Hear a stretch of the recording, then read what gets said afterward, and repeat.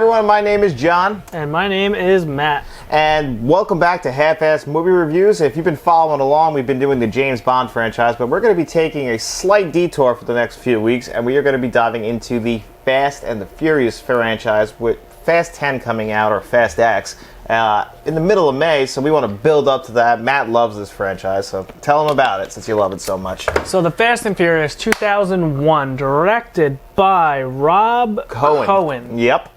So what can I say about this movie? This came out at the perfect time, in my opinion, at least for people my age. You know, I didn't quite have my license yet. But I remember I did not see this in theaters. No, I didn't see it in theaters either. I think I saw it on DVD the first time I ever saw it. Maybe even VHS. It could have been VHS. It was 2001. Yeah, I think it was VHS. So I vividly remember kids in my school talking about it, and then I got home from school one day, and my dad had rented it. And I believe it might have been a VHS. I don't remember, but I just remember renting it, and I remember I was like, yes, I finally get to see the Fast and the Furious. And I watched it, and I just fucking loved it. I ate it up. I watched it 2 or 3 times that weekend. Yeah. And then I remember my mom would take me to Blockbuster sometimes, and I would rent it on my own until I finally bought the DVD. Yeah. But the Fast and Furious, you know, is it a perfect movie? No. Is it completely accurate? No. When it comes to the car stuff, no. You know, they have fucking 15-speed transmissions, and the 10-second races take 3 minutes, and you know, there's some stuff. I mean, the Charger doing a wheelie on the street, that's not impossible, I don't think, with that particular setup. You know, there's a lot of math and a lot of science that goes into like street racing or just race cars in general. And for a car to hook up, lift the front end like that on the street is really, really rare, you know, especially in a spot that like has zero track prep, you know, like, so if you go to the track, the tracks are very sticky from all the rubber, but they also use stuff called like track bite or whatever resin and P1. Yeah, they use like stuff to make the road more sticky, get more traction. So this is just some random road that he didn't do a burnout to heat up the tires, so this is extremely stretching the truth, but it's not out of the realm of impossibility, but it's also not something you're really going to see. See, I like to call this movie a remake of Point Break because it follows almost the exact same plot as Point Break. Oh, there's some big story differences? Yes, but I mean, listen, if you've ever seen Point Break, you know that Keanu Reeves plays an undercover cop trying to infiltrate a bunch of bank robbers. What are they doing in this movie? Well, Paul Walker plays Brian O'Connor, and I don't remember what his real Brian Spilmer. That was his undercover name, but he is trying to investigate a bunch of hijackings done by street racers. And what are they stealing, Matt? They're stealing VCR, DVD combos, or built-in Philips like combo players, or the CRTs with the VHS players in them. Yeah. So there's actually, again, this is 2001, so I don't even think there was a flat screen TV in this entire movie. No, they set a price of how much all the stuff that they've been stealing is worth, and I was like, oh, that doesn't hold up. Although, actually, nowadays with all this stuff, it might actually be more valuable now. VHS players, CRT TVs. I mean, to some people, that is still worth money. Yeah. No. Not for what they were risking. No, yeah, it's a little over the top. Yeah, this movie's based actually on a Vibe article, just a magazine article called Racer X about the underground street racing world in New York City in the late 90s. But then they took it and spun it into a Los Angeles street racing thing. And if you guys were around in the early 2000s, street racing, huge part of pop culture. Well, that's because of this movie. You think it's because of? You think this movie's the one that started it? You don't think it was like coming up at that time? Well, it was, but this shined light on it. And after Fast and Furious, everyone had Honda Civics and the Nissan 240s, the Sentras. Like everyone had these, the Eclipse, the Supras. Like this is what really, really pushed the car culture, at least for me and my immediate world, like my group of friends and my school. This is, Fast and Furious was the best. And like between me and my friends, we quote this movie all the time. I could go almost line for line with this movie. I've seen it a couple hundred times, and I had the biggest shit-eating grin on my face watching it last night. I had an absolute blast. I absolutely love this movie. I give this movie 5 stars because I just get 5 stars of an enjoyment out of it. I know it's not a 5-star film. I know it's not a perfect movie. I know it's arguably not even I think it's a fantastic. No, it's a good movie. I think it's a good movie. But I love it. I absolutely love it. I'm very nostalgic for this movie. I love everything about this. I can look past some of the imperfections, and I absolutely love this entire franchise. I really love. But did you know that Vin Diesel and Paul Walker weren't their first choices? no, I did not know that. Yeah, for Paul Walker, they originally offered the role of Eminem. I'm the real Shady, all you other Slim Shadys are just imitating. So won't the real Slim Shady please stand up? And he declined because he was doing 8 Mile. Thank God. And the studio was going to give them more money if they could land Timothy Olyphant from Scream 2, but he didn't want to do it because he did a street racing movie the year before called Gone in 60 Seconds. So he didn't want to do another street racing movie. So somebody said... Ooh, he was in that? Yeah. So he didn't want to do that. So then they said, okay, how about Vin Diesel? And Vin Diesel actually had to be convinced to do this movie. He didn't want to do it. Yeah. Really? Yeah. So. And now he's Mr. Fast. Now and he's Furious. Mr. Fast and Furious. Meanwhile, you had to twist his arm to get him in this movie. Wow. Yeah. He's an actor, so he's not really playing. He's not really this guy. Right. But I mean, he is now. He's perfect for it, though. He is. He thinks he is now. Yeah, he is the signature. Vin Diesel truly believes that he's this guy. Yeah. But no, he's perfect in the lead role. Mm-hmm. And this movie, Paul Walker and Vin Diesel, they're not the greatest actors in the world, but they do a good enough job. This is very early in both their careers. They did a pretty good job. This movie also features Ted Levine. He was the lieutenant that he was working with, the balding detective. Okay. He is Buffalo Bill from Silence of the Lambs. Oh, wow. Oh, wait. Was she a great big fat person? He's also in Heat, so big time actor there. So yeah, the cast is rounded out pretty damn good. Michelle Rodriguez, Jordana Brewster. And as I told you, they both didn't have their licenses before this movie got started. The studio made them get their licenses and taught them how to drive for the last chase scene. That's crazy. Yeah. Well, they got. I can't imagine. I guess there's people out there that just don't drive. Yeah, so the studio made them get them. They gave them driving lessons and everything just for the movie to try and teach them because. I mean, I guess they had to do, because that's one thing I was noticing, a lot of this stuff was done for real.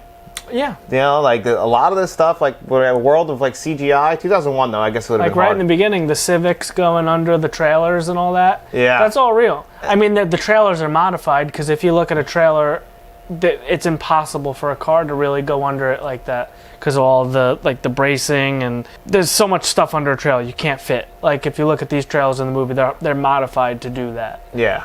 So that's movie magic, I Yeah, guess. they did a good job, I think, with all the practical effects. I thought it looked awesome. The only time they ever really used CGI in this movie is there's some times when they would do some quick shots when the nitrous would go off into the engine, and you'd be like, okay, it looks a little shit, but they don't commit to that too much to where it's anything noticeable. That all internal motor stuff. Yeah, Yep. Mm-hmm. That's the only time they use CGI. They would definitely lean a little bit more on it when they get to Too Fast, Too Furious. But here, everything, they're racing these cars. Whoever the stunt drivers are, they're doing that shit. Because we'll get into it. Because let's dive into the plot. Because if I am correct, this movie opens up with a heist. Actually, not quite. So the movie opens up to a phone call. Okay. To the dock worker, who I guess. He calls up Dom to tip him off that they just loaded up the real money load onto the truck. As you see right in the beginning, because it starts the Universal logo comes up, and then it says the Fast and Furious, and then it pans out to all the Panasonic player stuff in the back of the truck. They close the doors. The guy with the hard hat has just loaded up the real money load, and it's headed your way.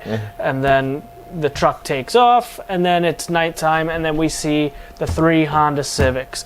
Everyone's wearing black. We got the helmets on. We don't know who this are. They're black Honda Civics. They got the green underglow. They pull up to the front of the truck.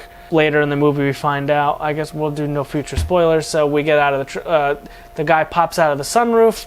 He shoots the harpoon into the glass windshield, pulls the glass windshield out, grabs another second harpoon gun, shoots the seat, and then he shimmies his way over to the truck. He takes out the driver, and they hijack the truck. Successful heist. Yep. No, nothing goes wrong. We got the truck. We're on our way. Yep. Then we get that really, really awesome shot of L.A. which is kind of sun-drenched like, LA. Well, first it's nighttime. It's kind of like that shot in the Terminator. Yes, where I guess you're right. They're, I guess, up at the observatory or whatever. I don't know where they Looking took the shot over the from, but you city. see over the entire city. I love that shot, and that's one thing I want to say. Like LA, as is like almost like a character in movies. It's like Well, it's like New York. It's just I such love a, seeing. yeah. I almost prefer LA on the screen versus New York. A movie like this, LA looked beautiful because they do a lot of shots, like in like I would say like the late afternoon, like just Yeah. before dinner, like, and it's like that sun is not quite like setting, but it's just setting kind of look, and So it's nighttime, and then they do like a quick time lapse. It starts to it's daylight, and now we have Paul Walker in a the red. No, a red. He's in the green Eclipse. Do we open on the Eclipse scene? Are you Yes. sure that we don't open with him driving the F-150? Nope, not yet. So the observatory shot, well, the LA shot pans, then it's daylight. Now Paul Walker's sitting in the Eclipse. He revs it up, and then he dumps the clutch, and he's doing a high-speed run at some sort of stadium. It's And- Dodger Stadium. Okay, so he at some sports stadium, and he's doing a high-speed run. The car tops out about 140. He pulls the e-brake. He spins around just to stop, and he says, "Shit!" And you understand that scene? Because he can only get it up to that Yeah. one thing without a redlining, right? Yeah, he's hitting a top speed that he's not happy with. He needs a faster car to compete in the street racing biz. Yeah, because for him to get into he has to be good, and he wants to beat the best, who is Dom Right. Toretto. So then that scene fades to black, and then we go to him pulling up in the red Ford Lightning to Toretto's. Yep, I Which think- is the Toretto's, I guess, grocery store or whatever it is. I thought it was like a little like It's like a bodega type deal. You know? can get a sandwich there. Yeah, and stuff they like got food and they got groceries. So he walks in, and then we see Jordana Brewster's character Mia, which is the sister of Dom, who is, you see him off in the corner. Well, you see the back of his head. We don't get a face reveal yet. You just get a big old bald sweaty head. He's back there. It looks hot in there. You know, The way the lighting in that is, that whole room looks just. Well, dark. he walks in through a big garage door, so there's no climate control. Everything is just whatever's outside is inside. So it looks a little hot and stale in there. Jordana Brewster's glistening, and Very noticeable on 4K. yeah, she's hot too. I like Jordana Brewster. Yeah, I agree. So he goes in there, and how we doing, Mia? Tuna, no crust. Well, actually, he asks, so how's the tuna today? It was shitty today. It's shitty today. It was shitty yesterday. It'll be shitty tomorrow. Yeah. And he's like, I'll take the tuna. Tuna, no crust. Yep. He orders his sandwich, and then he's looking at his magazine. She serves him his sandwich, and then as soon as that plate hits the ground, we hear some cars pulling up. Yep. Then we see that's the gang. The team shows up. So you have, I forget who was leading. But you got Vince, Jesse. Yeah, Vince, Jesse, Leon, and Letty, who is Michelle Rodriguez. At all those cars, which one do you like the best? I probably like Letty's car, honestly. Letty. See, Letty is the only one I'm not entirely sure. That's the maroon one. Yes. I don't like I think Jesse's that's car at all. The Jetta? Yeah, I don't like the Jetta. The Jetta, you can keep the Jetta. I would say Leon, the Nissan Skyline. I like the Skyline too, but And the it's also problem a right-hand drive. Yeah, but I like the Skyline in Too Fast, Too Furious more. That's also Right, right. that's a newer one. This Yeah. is an older Skyline. Yes. So all three of them pull up. I think the blue car is a Maxima, maybe. I believe it's a Max. Everything's all tuner imports in Yeah, here. I don't know what Letty's is. I don't know what hers is. Hers might be a Nissan also. It wasn't a Talon, right? No. Somebody had a Talon in this movie. And I can't remember. None of the cast had a. No, but There might have been a Talon. There was like 1,500 Paul Walker's cars. green car was an Eclipse, which is the same as a Talon. Yeah, it's just a Mitsubishi version. Yeah, exactly. Yeah, Talon is Eagle. Yep. So the gang pulls up, and this is where the first inaccurate thing kind of happened. Well, all right, so Vince gets out of the car and he goes, "Talk to me, Jesse," and he says, "This isn't working," and then Leon gets out, he's like, he says something about you're unloading in third or something like that, and Jesse's like, "You got a nasty hole in your fuel map," and so they're basically talking tuning, like you got in the computer and all that. So they pop the hood, but there's no reason for the hood to be popped if they're talking about tuning.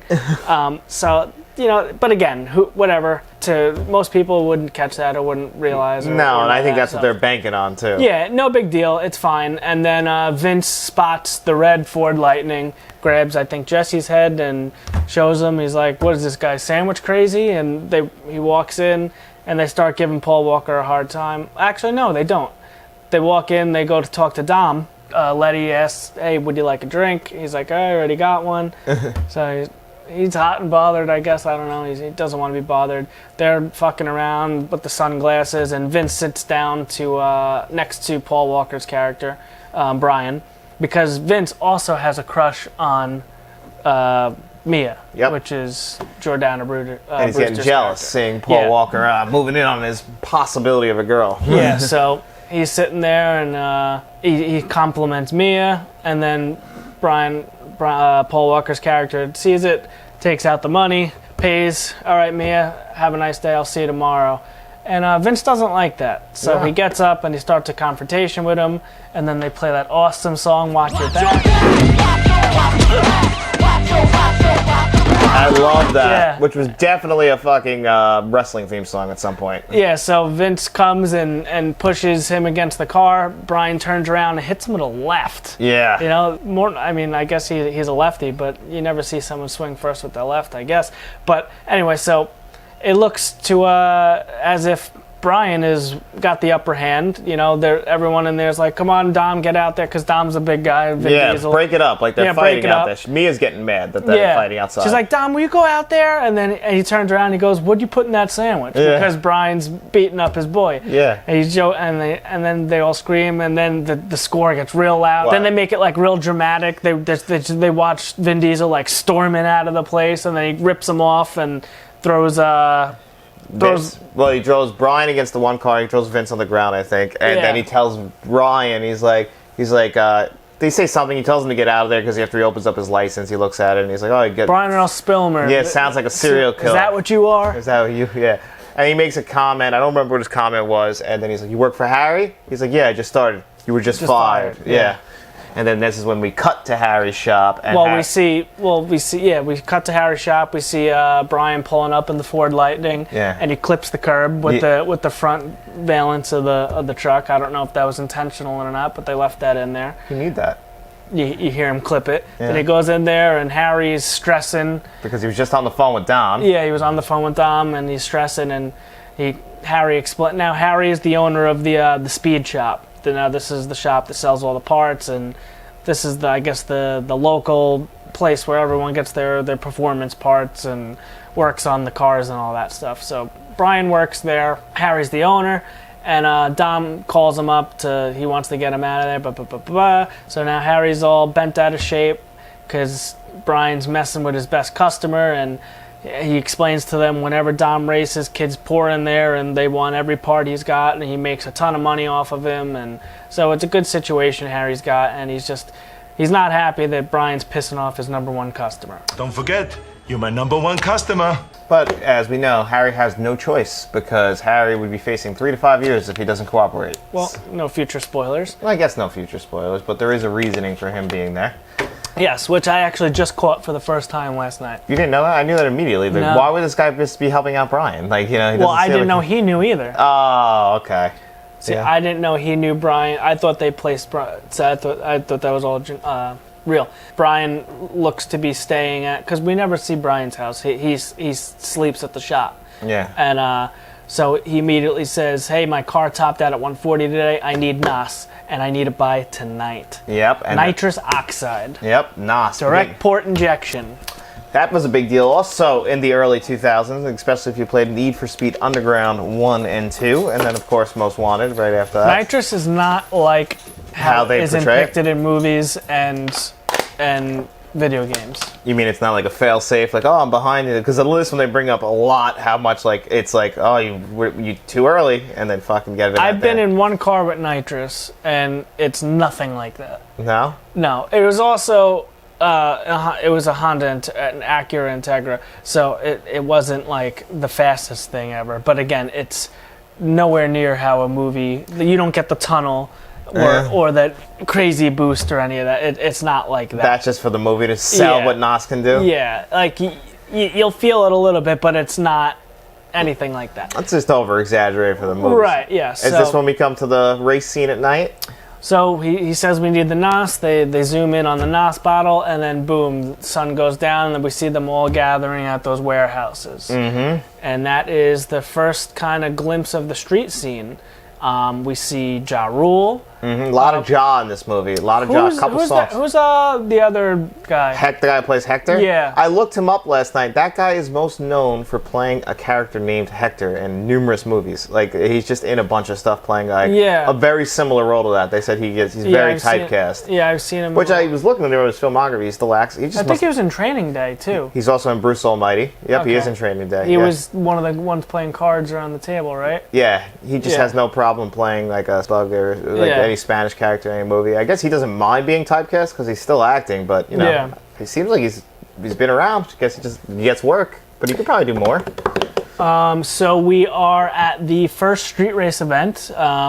Brian pulls up in his green Eclipse. He's standing by the car, and then so Hector's there. He starts talking to him. And he goes, what I think they call, he's like, look at this white boy, or snowflake, or I forget what he calls him. And he starts asking about the car, and they start bullshitting, and then Ja Rule pulls up, or walks up, and he starts talking some shit, and then all of a sudden it all gets interrupted by Dom and the crew show up. And Dom, the big boys. Yeah, Dom's it, and now we see Dom's race car for the first time. It's the RX-7, which is pretty cool. That's a good choice. I like his car. I like the RX-7 as well. You know, those have the rotary motors. You could rev the piss out of those things. Really? Yeah, they're fat. That's why. That's why he has it. Yeah, they're Dom. Yeah, they're fast cars. That's like the Supras. I like a good Supra. Well, different motors, but again, very fast car. He's got his RX-7. He pulls up, and then he says, and he's kind of the leader of the street scene, Dom. Yeah, he's the big guy in town. We start talking to Hector, and I believe just Hector. He's like, all right, this is the race we're going to do. It's a $2,000 buy-in. Who's racing? Ja Rule's racing. The other guy who's just in this one race. I don't remember. He's one of the guys, part of the crew, the other crew of guys, though, right? No, Johnny Tran's crew? No, he's not part of the Johnny Tran train team? No, he's just a random bystander. Him and Ja Rule, I don't know where. Yeah, Ja Rule doesn't pop up again. Yeah. Ja Rule must have just had a sweet deal for this movie because he's got like 2 or 3 songs in it, and he has a part, so... Yeah, so they all throw in their $2,000, and then Brian gets in and he goes, I don't have $2,000, but I got the pink slip to my car, which is basically the title. Yeah. So he's putting up his car as his wager. And so he pops his hood, and it's all chromed out, every aftermarket part, all different color. A little overdone, in my opinion. He was a cop, so it's like somebody else put this car together for him. Right, yeah. He has like some basic knowledge, but he's still learning, I feel like. Yeah. So, well, in real life, Paul Walker is a car enthusiast. Yeah, he's the only one of the actual main cast. Vin Diesel's more of a Dungeons and Dragons enthusiast. Which is crazy. Yeah. So anyway, we are going over Brian's Mitsubishi Eclipse. Then they say, all right, you're in. We pull up to the starting line. Everyone pulls up. Brian just misses the line. Now, I don't know if that's them trying to show him that he's a rookie or that he's putting on an act and he's hustling them. I'm not sure what... I always took it as the rookie thing, inexperience. That's what I do too, but he's actually just a really good driver because minutes later... Yeah, he's the one that almost wins. Well, not even that. After the cops come and he's doing the... That's true. You know, so I don't know... I feel like they placed him undercover in this division because he knows how to drive a car. Right, so I don't know if that was him trying to hustle them or the rookie thing. I'm not entirely sure why he crosses the line and misses the line. Anyway, that's what happens. He backs up, they drop the flag, and we're off to the races. Great race scene here. It is a great race scene, and this is my second issue with the movie. Now, they don't specify if it's a quarter-mile race. He lives his life 1/4 mile at a time. Right, because they bring that up a lot. So now, because generally with the races, they are quarter-mile races. That's generally how a drag race works. They never specified that, and I don't know, because if that was supposed to be a quarter-mile race, then that's insane that it takes it's like a 3 or 4 minute scene when it should be a 9-second race. Now, I understand you got to show the perspectives of everybody, but still, if it was just like a mile or 2 race, then that would make a little bit more sense. Yep. So I'm not entirely sure where And one thing we should note at the beginning of the scene, which I thought I noted last night, but Matt told me the actor who played this, the Pizza Hut guy pulls up and he's like pissed off and he's like, "Damn street racist, horrible acting." Oh yeah. Street racers.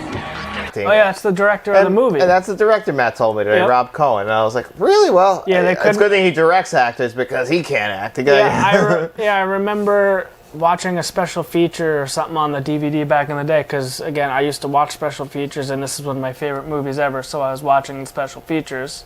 And I remember hearing the director say, we couldn't get anybody for that, so I ended up just doing it myself or something like that. I don't remember what it was. But yeah, the Pizza Hut guy that he says, "Road's closed, pizza boy, find another way home." And me and my friends use that one a lot too, actually. Really? That's another one for you guys? Yeah. It's funny because we'll get to it in a second. Keep going.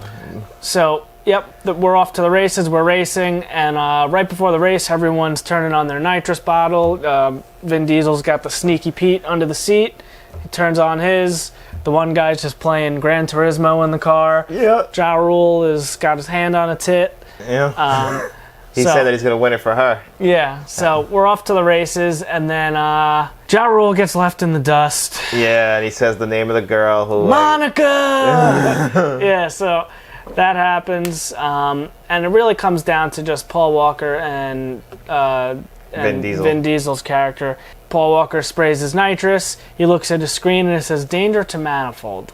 I'm assuming they're talking the intake manifold because it's direct port injection. But who knows? I'm not entirely sure. And then just that plate, all the bolts falling from nowhere, and that one plate falls off.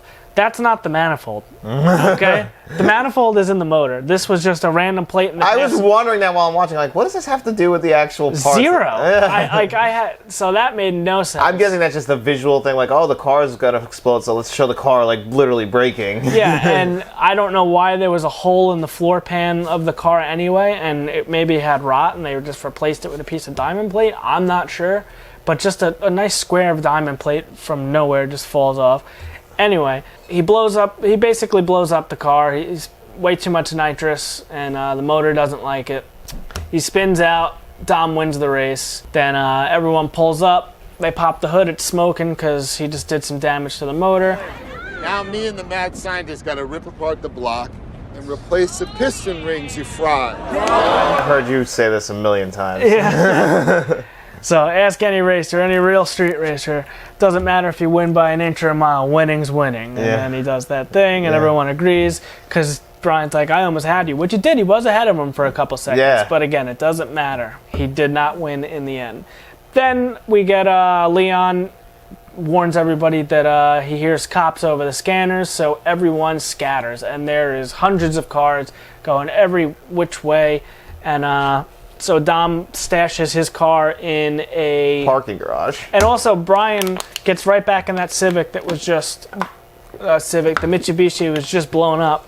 He drives it fine. I was wondering And if that's drives it because fine. he wasn't flooring it, but No, but he was driving the shit out of it after. he was. And he sees Dom. And actually, I like this scene a lot because seeing the old cop cars, it reminds me Yes, of the like, old cop the cars old is LA really cop cool. cars. Yeah, So yeah, Dom hides his in a some parking garage, and he's walking down the street, and a cop spots him and notices him. And also, so the cop turns around and starts coming near him. Dom runs down this alley, and then if you look way in the distance, you see headlights, which is we later find out is the Eclipse. But how did the cop not make it into that alley before? Because And did he know he was looking for Toretto? I Maybe love how the he's like, Toretto. Like, how many people know Dom Toretto? Apparently, he's only been arrested once. maybe maybe the cop just stopped. I don't know, because there's no way Brian should have made it there first. Anyway, Brian pulls up in the Eclipse.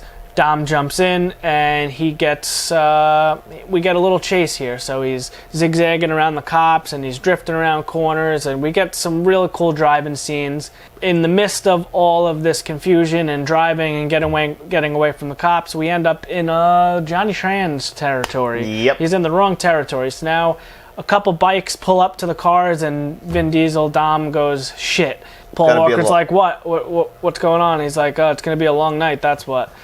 And so they pull him over to some Chinese restaurant. They ask, "Well, what are you doing here?" And Dom's like, "Oh, it's my new mechanic. We got lost, sorry." And Brian's still trying to figure out what's going on. He doesn't understand. He doesn't know who these people are. Apparently, there's some sort of an agreement that we later find out that Dom is not supposed to be in his area and Johnny Tran doesn't go in his area. I guess they have certain turfs around town. I'm not entirely sure what the borders look like, but that's kind of the picture they paint. But right before they leave Dom and Brian alone, they look like they leave. They're about to get back in the car, and then two of the bikes come back and shoot up the car. The car goes on fire. Vin Diesel screams "Nas," which is combustible, so it blows up. Car blows up. Love the green fire too. Yes, that's some sort of accelerant they put on it. Yeah, that's because the higher the heat, the color changes. Right. Yeah. So I don't know what they used to make it burn like that, but I think that was supposed to illustrate the Nas. Could be. Yeah. So pretty good job there. I like that. So now the car is blown up and they are forced to walk home, but they get a cab, and we get some backstory that I think Dom slept with his sister and a business deal gone wrong or something like that, and so that's where the animosity comes from. I was going to use that word, but I wasn't sure if that was right. No, that's right. Animosity. A little bit of it drove a wrench in their relationship. Right. Yeah. So we have an enemy now. Yep. We get a cab back to Toretto's house, Dom's house, and there's a big old party there. Yep. Offers him a beer. Well, Dom starts walking up the step as Brian starts walking away, and then he looks in. He's like, "Oh, we have a party going on. You know what? The Buster just brought me back. Why don't you come in and have a beer?" Comes in, and then the whole crew sees that Dom walks in, and everyone's like, "Oh shit, Dom's here. We were just about to go look for you." And they're all got their tails between their legs, and and then Brian walks in, and he's like, "Oh, why'd you bring the Buster back?" And he goes, "Because the Buster kept me out of handcuffs. The Buster brought me back." Now this kind of starts where Dom starts kind of looking out and befriending Paul Walker's character. Yep. And he brings him to the garage and brings him the beer, and he's like, "You can have anything you want." As long as it's a Corona. Yeah, and he takes the beer from Vince, and he's like, "That's Vince's beer, so enjoy it." He wipes it off, takes a swig right in front of him, stares him down. And Paul Walker's got some balls, I'll tell you that. And Vince just does not like that. Do you like the Vince character? Like, I feel like he's such an over-the-top dick for most of it. He is a dick. Until the end. And then, and then they kind of give him an arc later. Yep, so we get, so now we're in the house, and now Michelle Rodriguez gets up. She goes, "You look tired, why don't you give me a massage?" So she takes Dom upstairs, but right before we go upstairs, Dom goes to Brian, "You still owe me a 10-second car, right?"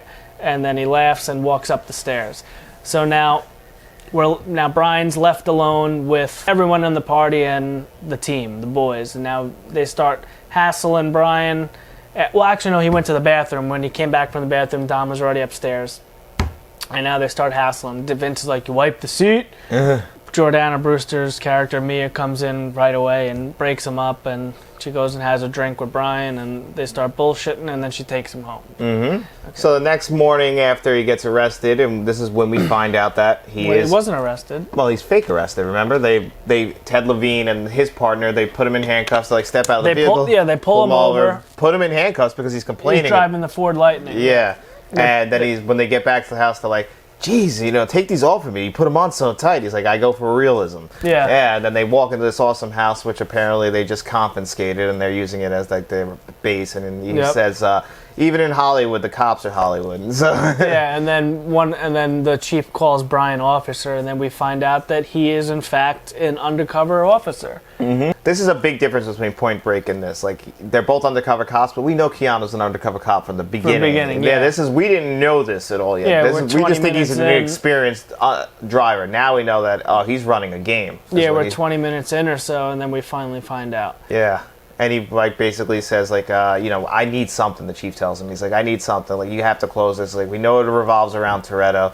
They gives him the breakdown of the money, and then they're walking out, and he's like, he's a little upset, aggravated, like, I gotta get something, I guess. And then he's like, "Lieutenant, I need another car." And then this leads us into the next scene we see the big block Chevy square body. Well, not a square body. It's just an older Chevy flatbed. Back it in, and then we see what's on the trailer is the holy grail to some people, and that's a Toyota Supra. Yeah, Toyota Supra's an awesome car. Very awesome car. Very expensive car, and can be very, very fast. Supras were like very ahead of their time. So the Supra pulls up on the bed of the truck to Dom's garage, and they're all like, "What is this?" And he goes, "This is your car." He's like, "My car?" I said, "You owe me a 10-second car, not a 10-minute car." And then he's like, "What, no faith?" And then they look at it. They finally get it on the ground. They pop the hood, and what's under the hood? Yeah, a nice fucking engine is what it is. A 2JZ. Well, I couldn't tell you what that was. I just know it's supposed to be nice based on the reveal. A 2JZ. That's a super motor. They're very, very fast. So we have the Supra, and this is where we get that scene. This will decimate all after you put about $15,000 or more and some overnight parts from Japan.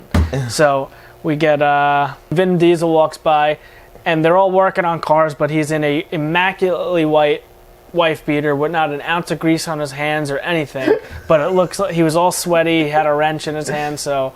He walked on the set, and they glistened him up, and they're like, "Yeah, grab that wrench," and then action. Yeah, the only one, Michelle Rodriguez's shirt was all covered in grease, but again, she was clean. Only her shirt was dirty.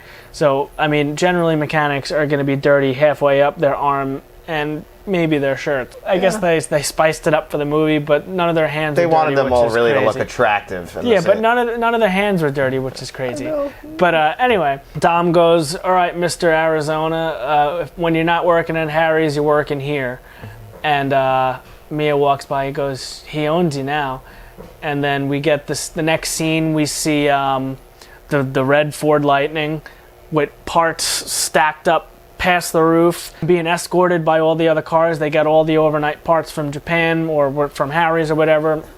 All the parts to rebuild the Supra. They bring them back to the shop, and then we get a montage of them pretty much rebuilding the car. So at some point here too, also Jesse sits down and he's taking him through like all the computer stuff, and Brian says, like, "Oh, you should be on MIT." Yeah. And he's like, "MIT." He's like, "I got that ADD, like, you know." Attention in deficit. Yeah. Yes, that shit. Yeah. But, I mean, I was kind of the same way. I guess I fucking hated school. I was no good at it. I had ADD as well. The barbecue is in here at some point, you're right. And the barbecue, the food looks fucking delicious. Right, so I don't know if we get the parts from Harry's with the parts These up to the two roof. scenes are back to back, though. They Because are. Or Brian pulls up to they're having a cookout, and, well, actually the crew pulls up and they see Brian up there helping Mia or whatever with the food, and Vince gets all bent out of shape and pissed, and he takes off, and then they finally comes back as they're all sitting there, and they have what, chicken, I think?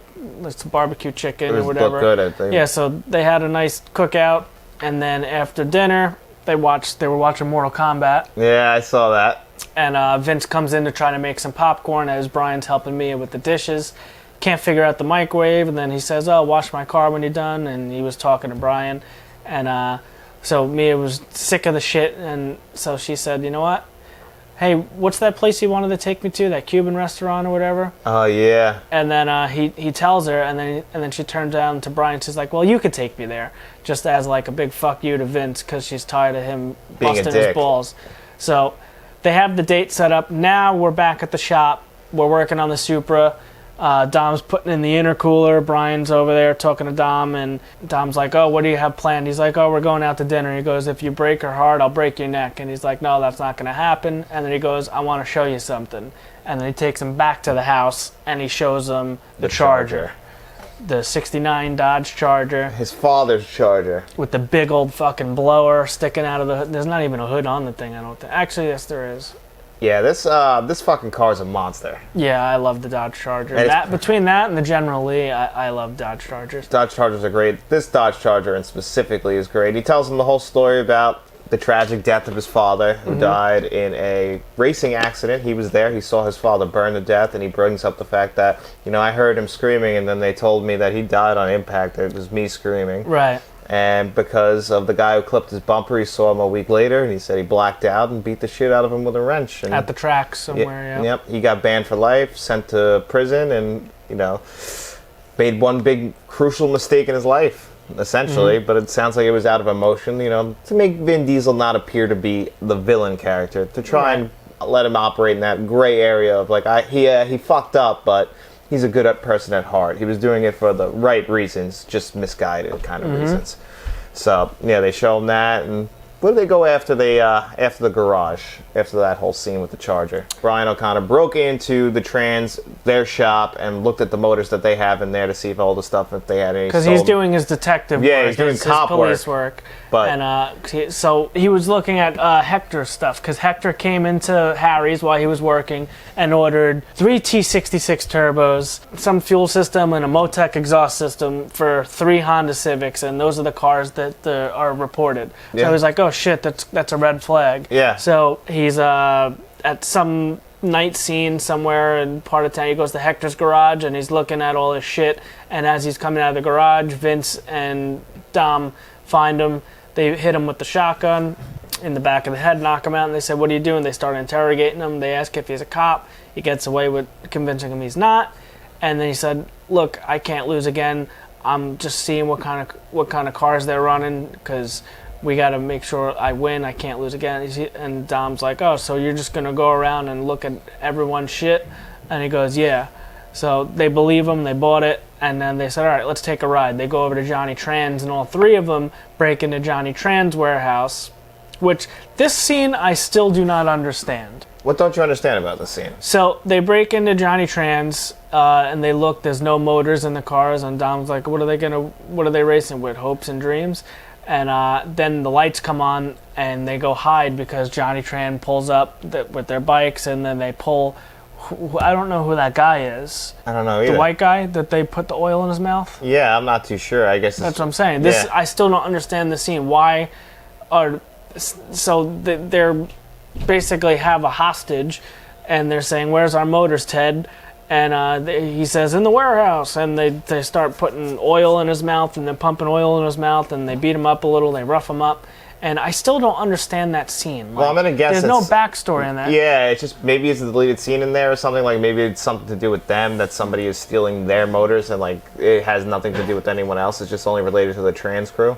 Because they don't ever circle back to that either. And No, and they have motors when they get to race wars, no problem. They don't even bring it back up. Yeah, but while he is in Johnny Tran's warehouse, while they're looking at the cars, Brian notices some DVD players in a pile in the corner. Yes. So he's like, "Oh fuck, here's the DVD players."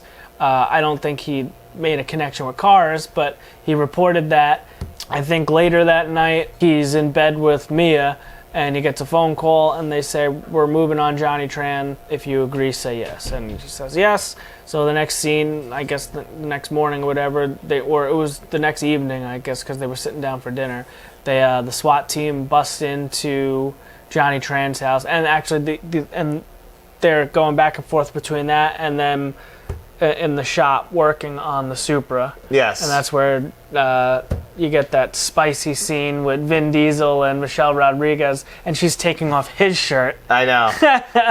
And you want, because Vin Diesel's the star, man. This guy looks fucking ripped in this movie, I have to say. There's so many scenes of his arms and his body. Yeah, he's on the mountaintop there. So, we get that stuff in the garage, and then we get the SWAT team getting ready to break into Johnny Tran's house. They think it's Johnny Tran because he sees the DVD players there. He's got the bad behavior, so they think that it could be him. You know what I'm talking about? What's the... Like he has got previous arrests? Like I guess, I don't know. But, so... we think it's Johnny Tran, so we bust in, and then all they get is a couple lousy speeding tickets and some, I think it was like weapon permits or something like that. Probably weapons charges, I'm sure. Yeah, so nothing crazy. This isn't the guy they were looking for. Brian's back at the police headquarters at the base, and he gets Give the him an ultimatum, they give him the information that those DVD players were purchased legally, so it's not Johnny Tran. He was let go, and he kind of just has to accept the fact that it is Dom the whole time, and he didn't want to because he's becoming friends with Dom. He's in love with his sister, and he's just starting to become one of the family, and he doesn't really want to believe that it is Dom. He's a little heartbroken. Yeah, a little heartbroken, a little unsure on what to do. So anyway, the chief gives him 36 hours to crack the case. Oh yeah, and then he's like, "Look, these truckers are starting to arm themselves. We have to crack this case now. We can't have any more hijacking." Oh, so now after that, the Supra's finished.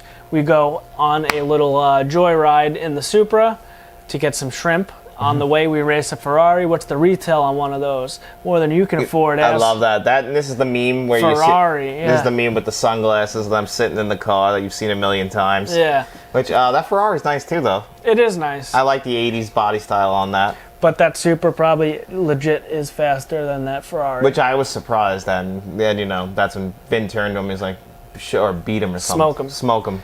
Yep. So we raced the Ferrari in a cool little race scene down by the beach. Then we stop, and now we're having a shrimp lunch. So now Brian is, he's pressed for time. He's got 36 hours. He's starting to get a little aggressive. And he says, look, I'm not an idiot. I know you're not paying for what's under the hood of all these cars, selling groceries and doing tune-ups. Whatever you got on the side, I want in. Dom is like, he's like not sure what to say to it. And he said, you know what? Here's the directions to Race Wars. We'll see how you do there, and then we'll talk. Yeah, so I think the next scene might be finally Race Wars, what this has all been really building up to. Yep. So they filmed this at the San Bernardino airport, I believe, and they just got a bunch of extras to bring their own cars out so that they could shoot this, which is awesome. Cool. Very, very, very cool. Which, this was my question. Now, is this a legal event? A legal event? Yes.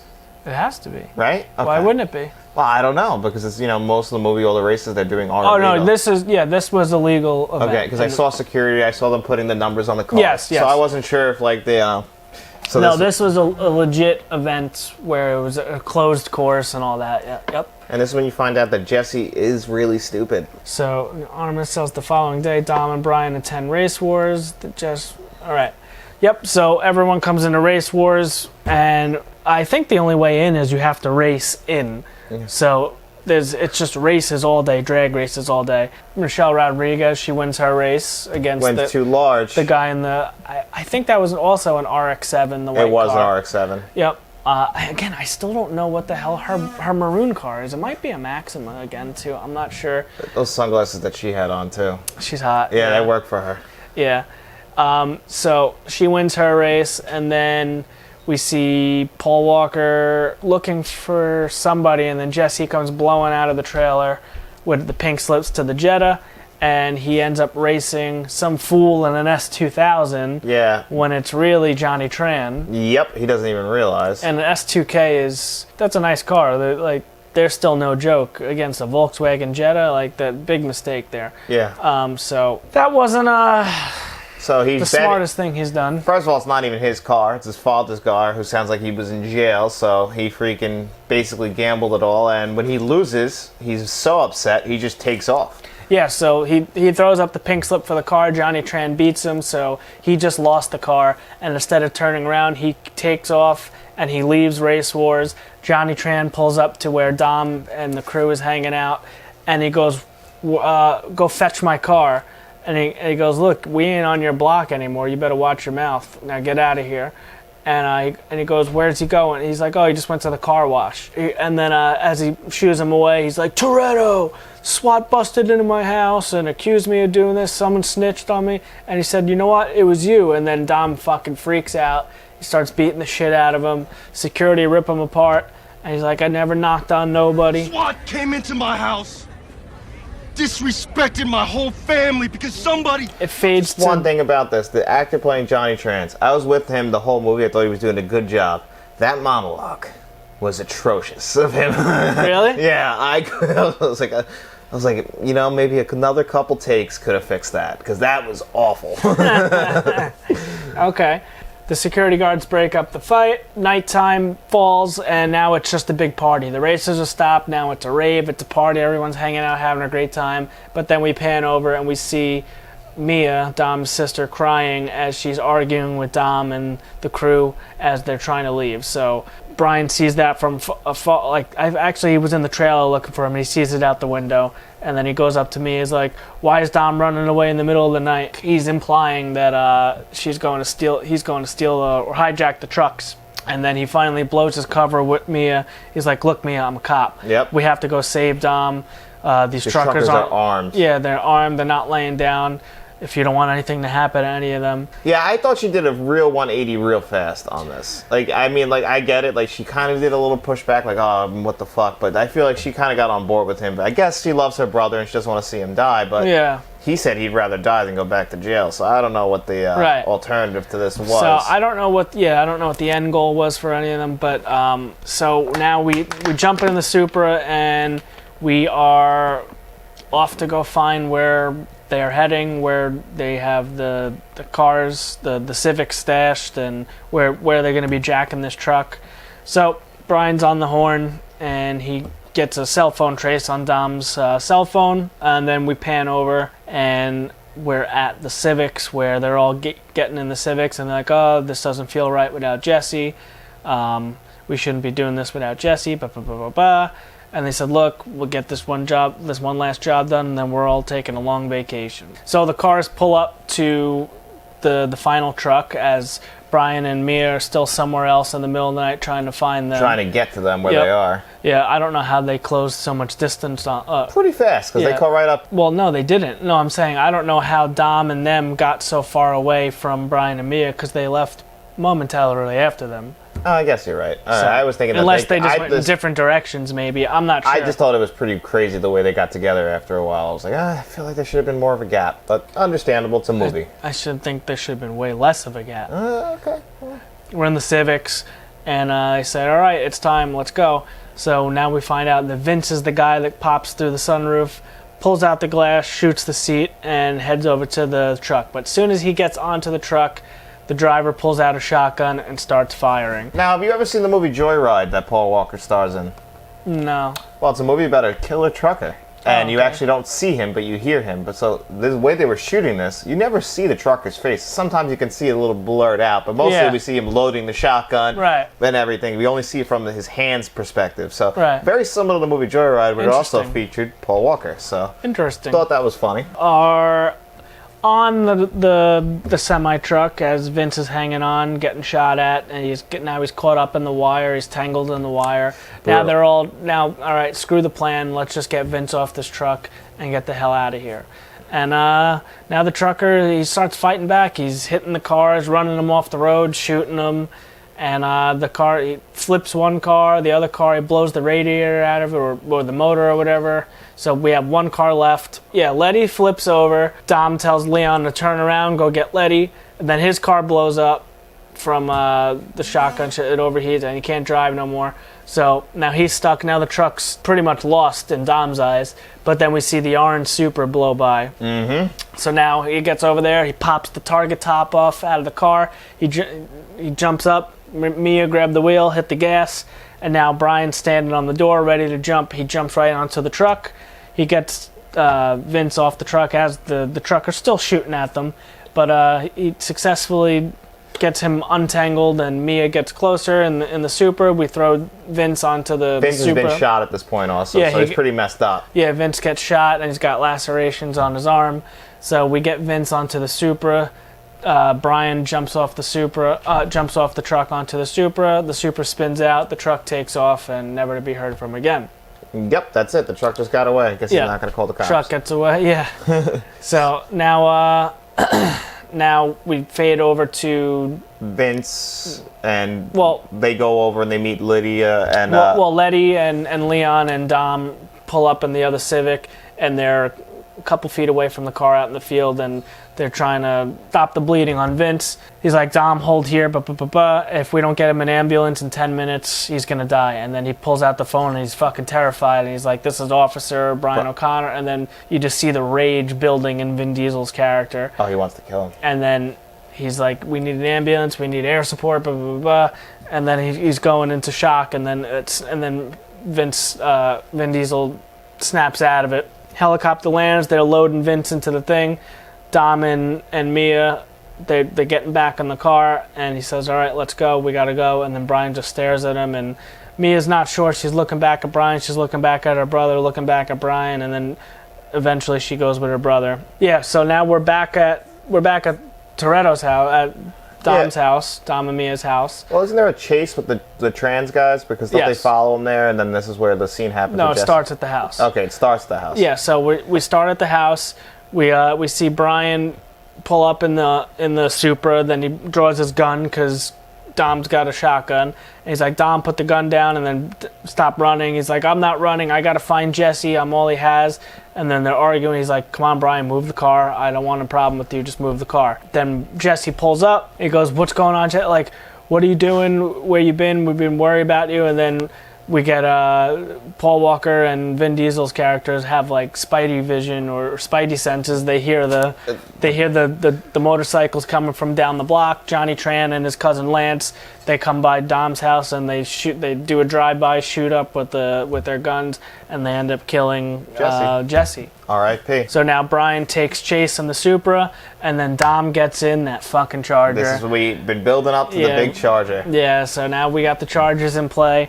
Brian's in the Supra, which we get a chase around the Hollywood Hills or whatever area they're in. A bunch of hills and dirt and all that. Really cool area, awesome scene. Love the jumping of the Supra. Cool chase scene. Yeah. So we get the chase scene. We end up killing both Johnny Tran. Actually, I don't know if the other guy died. I know the one, Johnny Tran gets killed. He was the one in black. Lance was on the red bike. I'm not sure if he just got thrown down the hill. I'm not sure if we didn't actually see him die. He definitely fucked up. I'm not sure if he's dead, but Johnny Tran for sure is dead because he gets shot and falls off the bike. Yeah. And then, all right, call 911. We see Dom at the top. Well, you hear the Charger, and then you see him do a 180 up in the intersection, and then he revs it up and takes off. Brian jumps into the Supra, chases Dom. They pull up to a red light, and Vin Diesel's character goes, I used to race back here in high school. From here until that railroad crossing is exactly 1/4 mile. On green, I'm going for it. Because he's never raced the Charger. He wants to get his best time in on the Charger because he thinks maybe this is his last chance.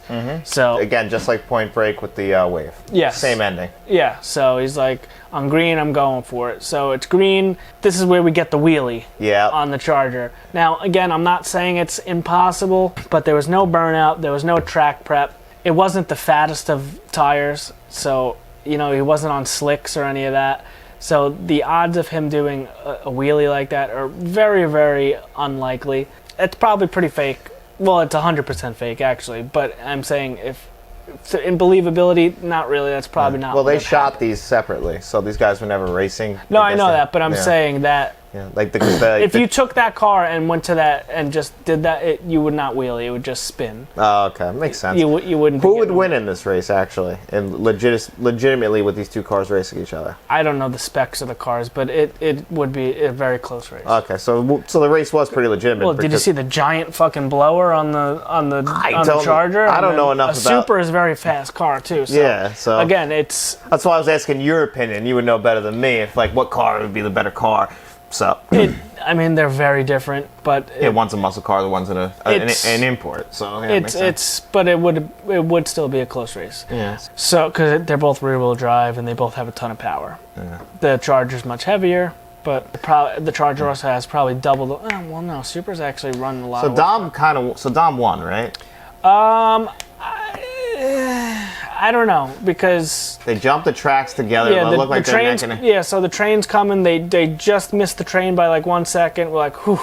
And then Dom's looking at Brian, and then as he looks forward, there's a big truck pulling out.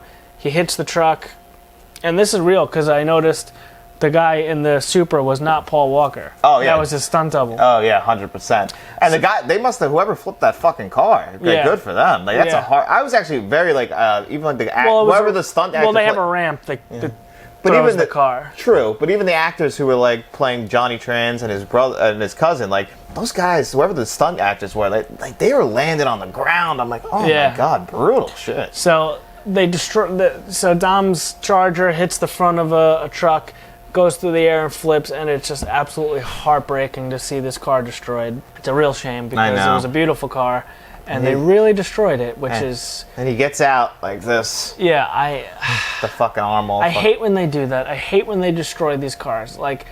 Well, in their defense, they might have not destroyed a real Charger. They might have destroyed a kit of the car. It could be a kit car, I guess, yeah. That's what they do with a lot of stuff, like in Ferris Bueller's Day Off. They don't destroy the real Ferrari, they destroy a kit of the Ferrari. You know, like that's what they do. They put these cars together. There's usually like a shitty motor in them, and then that's it. And speaking, actually, I want to go back to the Honda Civics because I noticed this also. When Letty's car flips, Yeah. you notice that Civic has a roll cage. And then I was like, did they all have roll cage? And you look, and none of them had roll cages except for the scene when the car flips over. Oh, okay. Well, yeah, because it's a stunt car. Yeah. Yeah, that makes sense. But basically, then Brian has a decision to make. Do I arrest him or let him go in my car? And he lets him go. He's like, I still owe you a 10-second car. He hands Dom the keys. Dom's like, you know what you're doing? And he goes, I still owe you a 10-second car. He gives him the keys. Dom jumps in the Supra, and he gets away.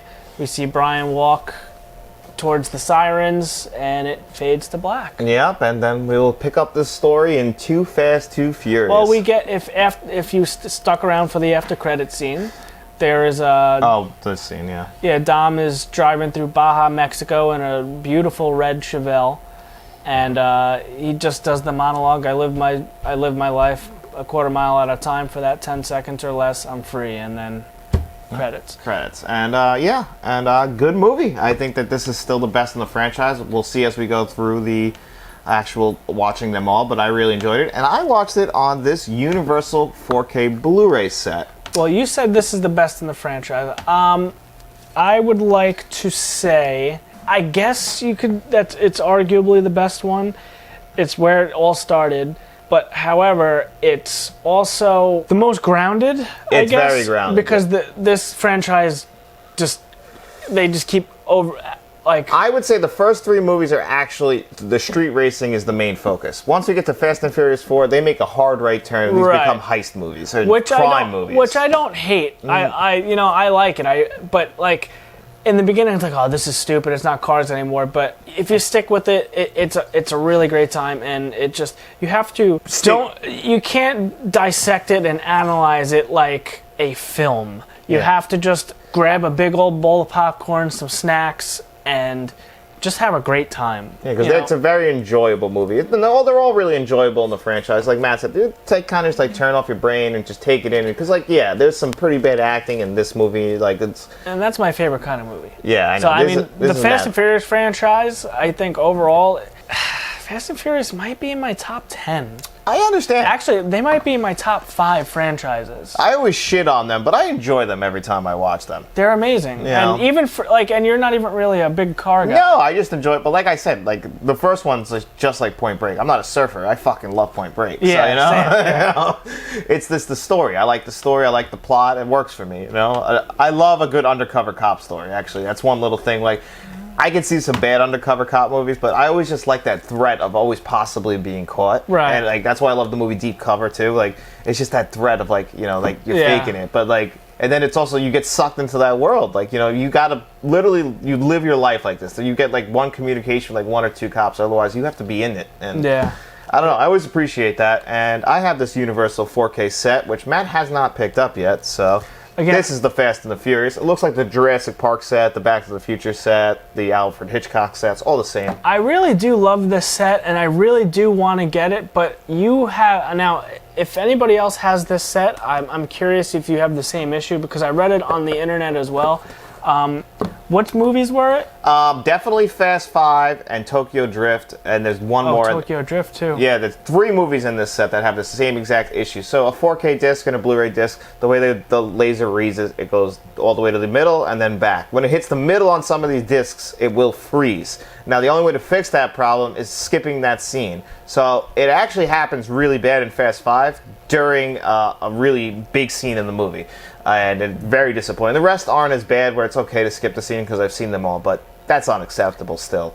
I want to pop that in my player when we're done with this, and I want to see. Do you remember what scene it is? No. Do you want to just borrow this and I'll leave it here for a few days? I have to come back anyway to bring Danielle something. No, because I'm not going to watch it, but I want to... I got to bring Danielle something anyway. But yeah, other than those issues though, these are some beautiful 4Ks actually, the transfers. You checked them out yourself. You said it was an upgrade in the audio. Well, I watched just parts of part 1 before just to see if it was an upgrade over, because I watched my Blu-ray last night. So the one noticeable upgrade is the audio track. It goes from the DTS on the Blu-ray to a DTS-X on the 4Ks, and then we get the HDR. So visually it does look better, and the audio is also an upgrade. Yep, I thought that these looked some pretty phenomenal, especially the first one. Like we said, a lot of this stuff is done practically, and the cars just look gorgeous. Some of the colors on this stuff just pops. You can see the light reflecting off. It looks so glossy. I loved it. I thought it very good 4K. Not the greatest 4K, but this is what a standard 4K should look like. You know, nothing's bad about it. Everything is steady throughout. This is what a 4K should be. And well, I think that's going to do it for us here today, right? Yep, so that's the first movie in our Fast and Furious watch-through of the Fast and Furious franchise. If you guys want to watch along with us, obviously next week is going to be Too Fast, Too Furious, and we are going to be building up until Fast X in May. May 19th. So once a week. I think actually we're going to have to double up one week, and we're also going to be skipping Hobbs and Shaw since it's just a story. It's a standalone movie. It's a standalone movie. We'll probably do that after Fast X. And also, how do you guys suggest we do? Where should we watch Tokyo Drift? I thought we were still watching that at 3. Do we watch it at 3 in release order, or do we watch it in chronological order? That's the only switch that would be to go at 6 or 3 now. It depends how you want to look at it. Is it 6? Yeah, it's after 6. At the end of 6, it's revealed that he was going to Tokyo, and that scene at the end of Tokyo Drift. Spoiler alert, that's why he was there. Right, so yeah, how should we watch it? Should we do release order or chronological? Yeah. I don't know which one I prefer. I think I prefer chronological. I prefer chronological. But if you guys want us to do it in release order, you let us know in the comments section below. And then while you're down there, make sure you like this video, subscribe to the channel, search for us on all podcast services. Like and subscribe to us there. Give us a 5-star rating. And then I want you guys to go out, get yourself a beautiful Supra, drive the streets of Long Beach, and tell all your friends about us. Or any car. And do some, No, get a Supra. Let's do some, well, if you can afford it. But let's do some burnouts. Let's do some, Yeah, all car-related stuff. We'll be seeing you around.